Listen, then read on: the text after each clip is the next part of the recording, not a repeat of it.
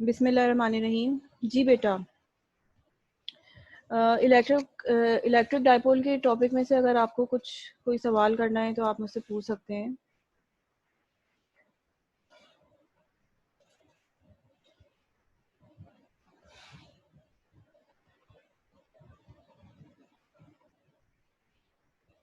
जी, इस स्लाइड के अंदर से कुछ पूछना है। यहाँ पर मैंने इलेक्ट्रिक फील्ड कैलकुलेट की है एक डायपोल की वजह से, इस पॉइंट के ऊपर यहाँ पर पी एक्स वाई। और ये जो पॉइंट है ये परपेंडिकुलर लाइन के ऊपर रखा हुआ है। और कौन सी परपेंडिकुलर लाइन में? जो कि एक लाइन ज्वाइन कर रही है इस डायपोल को।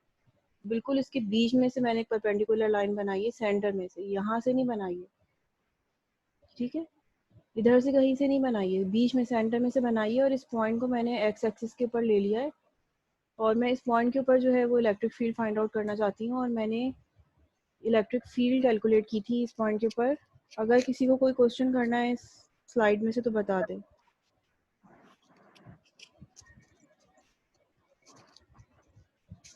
जी,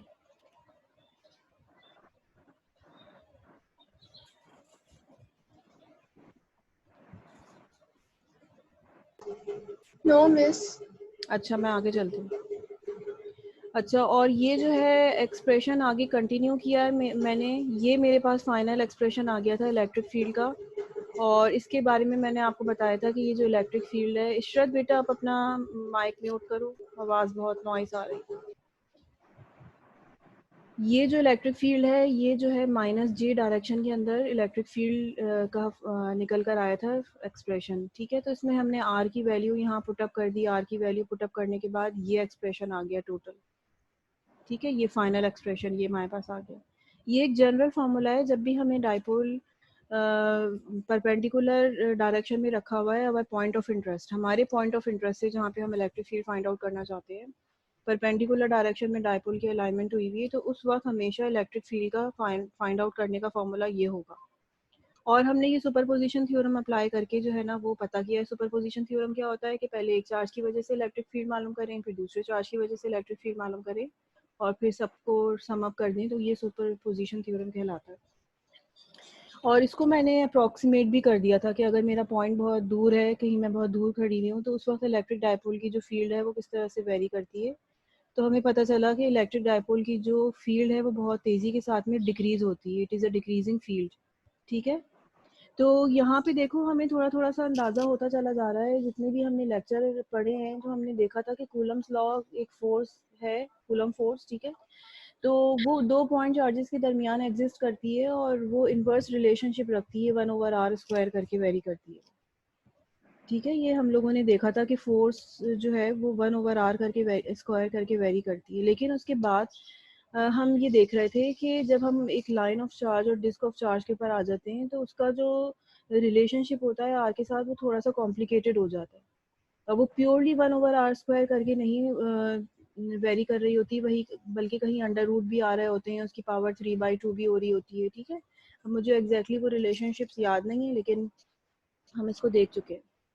बिल्कुल इसी तरीके से अगर हमारे पास इलेक्ट्रिक फील्ड हम फाइंड आउट कर रहे होते हैं एक पॉइंट चार्ज की वजह से, तो वो 1/r² करके वेरी करती है। लेकिन अगर हमारे पास डिफरेंट डिफरेंट तरह की सिचुएशंस होंगी, पॉइंट चार्जेस नहीं होंगे, तो फिर इलेक्ट्रिक फील्ड जो है वो डिफरेंट तरह बिहेव करेगी। जैसे मिसाल के तौर पे ये मेरे पास दो पॉइंट चार्जेस हैं।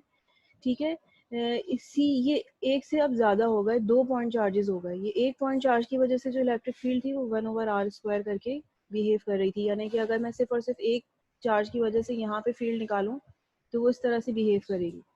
लेकिन एक चार्ज की वजह से अब मैं अगर इधर भी फील्ड निकाल रही हूँ और मैंने उसको सम अप किया तो मुझे पता चला कि now the total electric field varies as 1/x³ या 1/r³, जो कि ये वाली सिचुएशन आ गई थी। ठीक है, इसी तरीके से अगर मेरे पास गॉसेस लॉ के अंदर हम लोग जाएंगे तो वहाँ पर भी हम देखेंगे कि अब चार्जेस की डिस्ट्रीब्यूशन जो है वो चेंज हो गई है। कहीं हमारे पास लाइन ऑफ चार्ज मौजूद है, कहीं हमारे पास डिस्क ऑफ चार्ज मौजूद है। तो वहाँ पर भी जो है ना वो क्या होगा कि वहाँ पर भी डिफरेंट डिफरेंट इलेक्ट्रिक फील्ड के जब एक्सप्रेशन निकल कर आएंगे तो हमें पता चलेगा कि वहाँ पे इलेक्ट्रिक फील्ड कहीं तो बिल्कुल ही कांस्टेंट है, कहीं आर पे डिपेंड करेगी नहीं, लेट सपोज। कहीं जो है वो डायरेक्टली प्रोपोर्शनल भी हो सकती है आर से, और कहीं इन्वर्सली प्रोपोर्शनल भी हो सकती है सिर्फ आर से, स्क्वायर भी ना हो, क्यूब भी ना हो। और आगे चल के मैंने अभी डायपोल का फार्मूला जो है वो निकाला है, जनरल फार्मूला, उसमें देखें आर की रिलेशनशिप कितनी कॉम्प्लिकेटेड सी थी, 5/2 पावर आ रही थी, नीचे ऊपर भी थी नीचे भी थी। लेकिन ये चीज़ जो है ना, अब जनरली यानी आप लोगों को जो पॉइंट याद रखना है वो ये याद रखना है कि अगर हमारे पास डिफरेंट डिफरेंट तरह के चार्ज डिस्ट्रीब्यूट हुए हुए किसी स्पेस के अंदर, तो सबकी इलेक्ट्रिक फील्ड जो है ना वो 1/r² करके वेरी नहीं करती, बल्कि डिफरेंट डिफरेंट रिलेशनशिप रखती है आर के साथ। अच्छा जनाब, आगे मैं जा रही हूँ। इसी तरह से अब इलेक्ट्रिक फील्ड मैंने फाइंड आउट किया है एक पॉइंट के ऊपर। ये पॉइंट जो है ना अब अलोंग दी लाइन रखा हुआ है, जिस लाइन के ऊपर डायपोल मौजूद है उसी लाइन के ऊपर मैं अब इलेक्ट्रिक फील्ड फाइंड आउट करना चाहती हूँ। तो अगर किसी को कोई सवाल करना हो तो कर ले।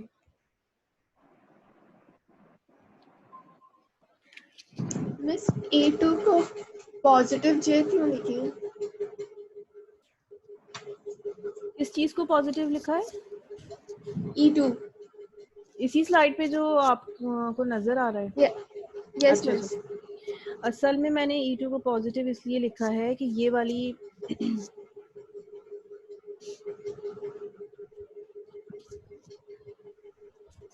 E2 को पॉजिटिव इसलिए लिखा है कि मेरा ये वाला चार्ज सेकंड चार्ज है ना, ये वाला। फर्स्ट वाला मैंने इसको बोला हुआ है कि this is my charge 1, this is my charge 2।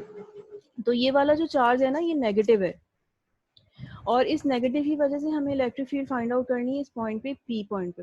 ठीक है, तो जब हमें पी पॉइंट पे इलेक्ट्रिक फील्ड फाइंड आउट करनी है तो उसकी जो डायरेक्शन बनेगी वो अपवर्ड बनेगी, क्योंकि इलेक्ट्रिक लाइंस ऑफ फोर्सेस जो होती हैं वो नेगेटिव की तरफ, अंदर नेगेटिव की तरफ जा रही होती हैं और पॉजिटिव से बाहर निकल रही होती हैं। तो जब मैं इसकी वजह से यहाँ पे फील्ड फाइंड आउट करूंगी तो इससे मैं कहूँगी लाइंस ऑफ फोर्सेस बाहर की तरफ निकल रही हैं और उसका जो डायरेक्शन होगा वो -j होगा। जबकि अगर मैं 2 की वजह से electric lines of electric field find out कर रही हूँ तो इसकी क्योंकि डायरेक्शन वो अपवर्ड बनेगी। ठीक है, तो इस वजह से जो है मैंने इसको प्लस लिखा है यहाँ पर। सही है? Okay miss. ठीक है मिस, जी बेटा। ये जो आपने एक पॉजिटिव चार्ज लिया है और एक नेगेटिव चार्ज लिया है, तो हम दोनों पॉजिटिव भी ले सकते हैं और दोनों नेगेटिव भी ले सकते हैं? जी, लेके तुम ट्रीट कर सकती हो, लेकिन वो डायपोल नहीं कहलाएगा फिर। ठीक है, डायपोल के लिए ज़रूरी है कि दो चार्जेस हों, उनका मैग्नीट्यूड भी सेम हो बिल्कुल। ठीक है, और दोनों जो है ना वो अपोजिटली चार्ज हो, एक पॉजिटिव और एक नेगेटिव हो, उसको तो हम डायपोल कह सकते हैं। उसको भी डिफरेंट डिफरेंट तरह की सिचुएशन के लिए आप इलेक्ट्रिक फील्ड फाइंड आउट कर सकते हैं, लेकिन ये जो फील्ड है ना, ये एक्सप्रेशन ये सिर्फ एक डायपोल के लिए है। अगर मैं इसको देखो, अगर मैं इसको पॉजिटिव ले लेती, लेट्स सपोज इसको मैं पॉजिटिव ले लेती और ये भी मेरा पॉजिटिव होता, तो अब इसकी इलेक्ट्रिक लाइंस ऑफ फोर्सेस की भी डायरेक्शन जो है ना वो यहाँ पर होती, ऊपर की तरफ नहीं होती, क्योंकि ये पॉजिटिव है। ये दोनों टर्म्स मेरी जो है ना वो क्या बन जाती, नेगेटिव, जी। क्योंकि ये दोनों नीचे की तरफ जा रही हैं। फिर जब मैं इनको सम अप करती, सम अप करने के बाद जो फाइनल मेरा एक्सप्रेशन आता, मेरा वो नहीं आता जो कि अभी आ रहा है। ठीक है, तो हर सिचुएशन के जी। अंदर मैंने आपको बताया कि इलेक्ट्रिक फील्ड की जो वेरिएशन है ना उसके साथ में, आर के साथ, वो डिफरेंट होती है। तो कर तो सकते हैं आप दोनों नेगेटिव लेके दोनों पॉजिटिव लेके, लेकिन ये आंसर नहीं निकलेगा। ये स्पेशली डायपोल के लिए, ये डायपोल के लिए आपको मस्ट एक पॉजिटिव और एक नेगेटिव चार्ज लेना है।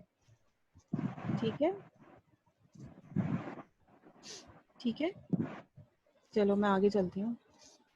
अच्छा, फिर मैंने आप लोगों को यहाँ पर एक बात बताई थी कि हम ये देख रहे हैं कि डायपोल के इर्द गिर्द जब हम इलेक्ट्रिक फील्ड फाइंड आउट करने की कोशिश करते हैं, जैसे कि यहाँ पर मैंने की है इलेक्ट्रिक फील्ड फाइंड आउट करने की कोशिश इस पॉइंट के ऊपर, पी एक्स वाई के ऊपर। ये कभी मैं यहाँ पर थी तो इलेक्ट्रिक फील्ड कुछ और निकल रही है, कभी मैं इधर आ गई तो देखें इलेक्ट्रिक फील्ड जो है वो कुछ और निकल रही है, इसका एक्सप्रेशन कुछ और निकल रहा है। तो हमारी कोशिश ये होती है कि हम एक ऐसा जनरल फार्मूला बना लें जो कि जनरल और वो किसी भी पॉइंट के लिए वैलिड हो, चाहे वो एक्स एक्सिस के ऊपर हम हो, चाहे वाई एक्सिस के ऊपर हम हो। और ये बहुत इंपॉर्टेंट फार्मूला है, इसको मैंने सॉल्व किया था। इसकी डेरिवेशन देखी है आप लोगों ने? बेटा ये इलेक्ट्रिक डायपोल की जितनी भी डेरिवेशन है ये इंपॉर्टेंट है एग्जामिनेशन पॉइंट ऑफ व्यू से भी। अगर आप लोगों के फिजिकल पेपर्स होते हैं यूनिवर्सिटी में तो डेरिवेशंस जो है ना जो इम्पोर्टेंट डेरिवेशंस हैं वो आ सकती हैं, उसमें से ये भी है एक। अभी तक मैंने किसी डेरिवेशन को नहीं बोला है कि इट इज़ मोस्ट इम्पॉर्टेंट, लेकिन ये इम्पोर्टेंट है। ओके, तो आप मुझे बताइए कि इसमें से अगर आपको कोई प्रॉब्लम हो रही है तो मुझे बताओ। जैसे sine theta perpendicular upon hypotenuse, perpendicular कैसे निकालें? हाँ, सबसे पहले तो ये होता है ना कि हमें करना क्या पड़ता है, हमें अपने कंपोनेंट्स में रिजॉल्व करना पड़ता है। देखो ये मैंने बनाया है E1, यानी कि ये जो पॉजिटिव चार्ज है इस पॉइंट के ऊपर ये इलेक्ट्रिक फील्ड की लाइन तो ये बनेगी, ठीक है। तो हम जो है ना वो अपना एक्सिस शुरू में ही डिफाइन कर चुके हैं। मैं पेन ही ले लेती हूँ, ज़्यादा आसान। देखो हम अपना एक्सिस पहले से ही डिफाइन कर चुके हैं, हमें पता है कि this is our Y axis और this is our X axis, ठीक है। ये वाला हमारा एक्स एक्सिस है, ये हमें तो शुरू से ही पता है, ओरिजिन है। तो अब क्या होगा कि जब मैंने ये इलेक्ट्रिक फील्ड जो है वो बनाई, E1 बनाया है, तो मुझे इसको कंपोनेंट्स में रिजॉल्व करना है। कंपोनेंट्स में मैं कैसे रिजॉल्व करूंगी, इसी पॉइंट के ऊपर मुझे एक वर्टिकल लाइन और एक हॉरिजॉन्टल लाइन बनानी पड़ेगी, है ना, ठीक है।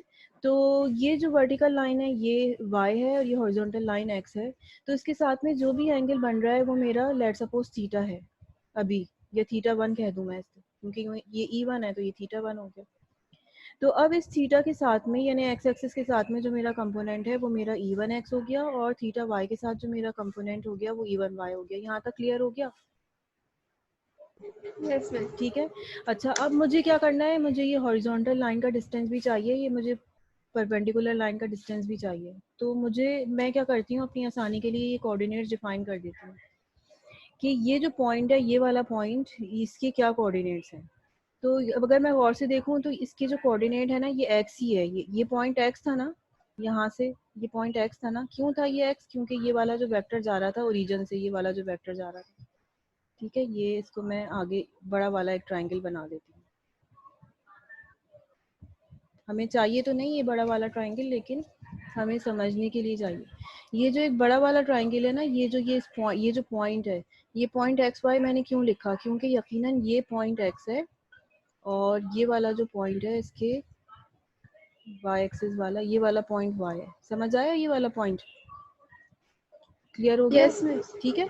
तो अब मुझे इसके कोऑर्डिनेट्स लिखने हैं, इस वाली जगह के कोऑर्डिनेट्स लिखने हैं। तो ये मेरा क्या हो जाएगा, x, और इसका जो y कोऑर्डिनेट है वो क्या बनेगा, यहाँ से लेके यहाँ तक, और यहाँ से लेके यहाँ तक ये क्या है, ये है d/2। ठीक।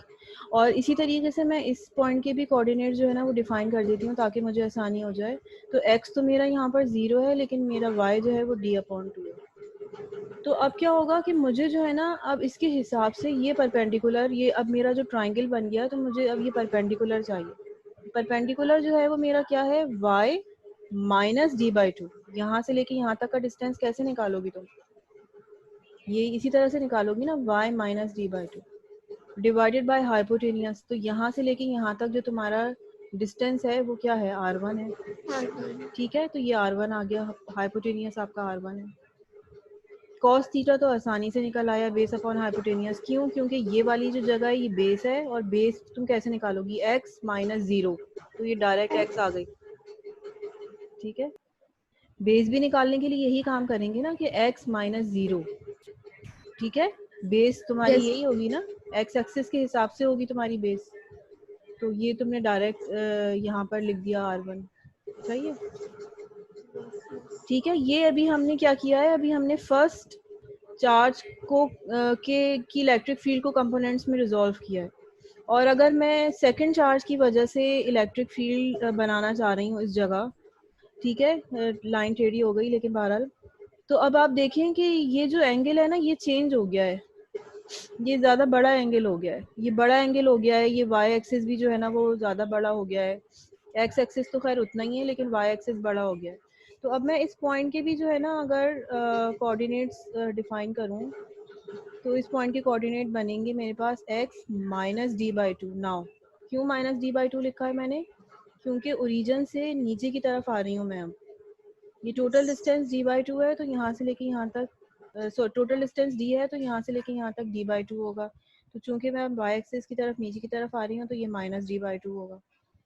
तो अब अगर ये वाला E2 निकाल रही हूँ मैं, E2 निकालने के लिए मुझे क्या करना पड़ेगा, ये वाला थीटा हो जाएगा मेरे लिए। और अब परपेंडिकुलर आगे मैंने स्लाइड बनाई है, यस ये वाली स्लाइड है।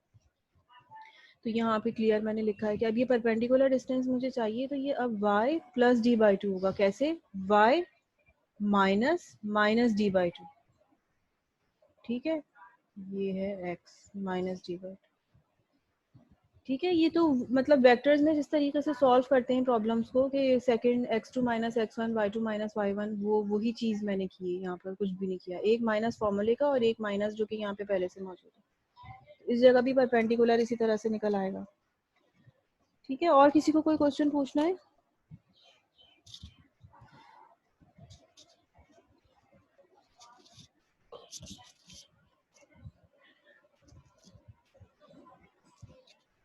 ओके, आगे मैं आ गई हूँ।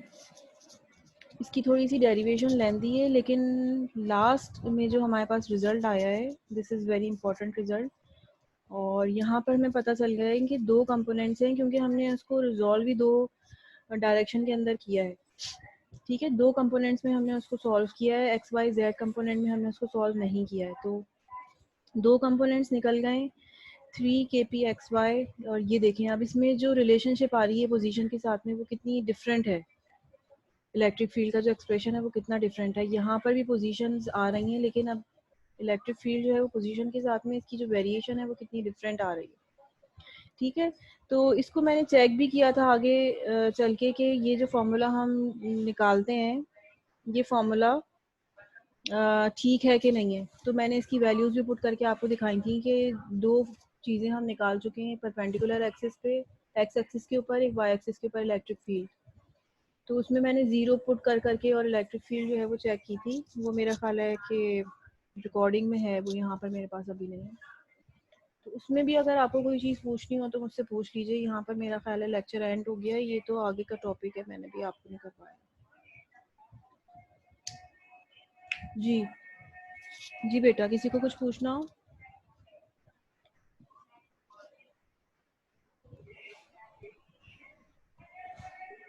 मिस वो जो आप रिकॉर्डिंग करती हैं यूट्यूब पे, उसमें आवाज़ आपकी बहुत स्लो आ रही होती है। अच्छा बेटा, आवाज़ की तो प्रॉब्लम सिर्फ आपकी क्लास में हो रही है, मुझे और किसी ने कुछ नहीं बोला मिस कभी भी। आवाज़ आ तो रही होती है, लेकिन वो आवाज़ बहुत स्लो होती है। चलो ठीक है, मैं कोशिश करती हूँ कि मैं अब बहुत चीख चीख के बोलूँ थोड़ी सी डबिंग तेज कर दूँ। मिस आपको अपना गला खराब करने की जरूरत नहीं है। आप सही है, मतलब हैंड फ्री लगा के सुन लेती हूँ, लेकिन वो जब मोबाइल हैंड फ्री के बगैर होता है तो फिर आवाज़ में थोड़ा मसला होता है। चलो ठीक है बेटा, मैं ख्याल रख लेती हूँ, लेकिन जो जो है ना आवाज़ के साथ में तो मेरे है ये प्रॉब्लम। मेरी आवाज़ बहुत श्रिल है और even I can not shout. तो जब मैं फ़ोन पे भी किसी से बात करती हूँ ना, तो मुझसे लोग कहते हैं कि अच्छा भाई आप थोड़ा सा तेज़ बोलें, आप बहुत आहिस्ता बोल रही हैं। तो मैं अपने कभी बच्चों से भी बातें करती हूँ, तो बच्चे जो है ना वो बार बार बोल रहे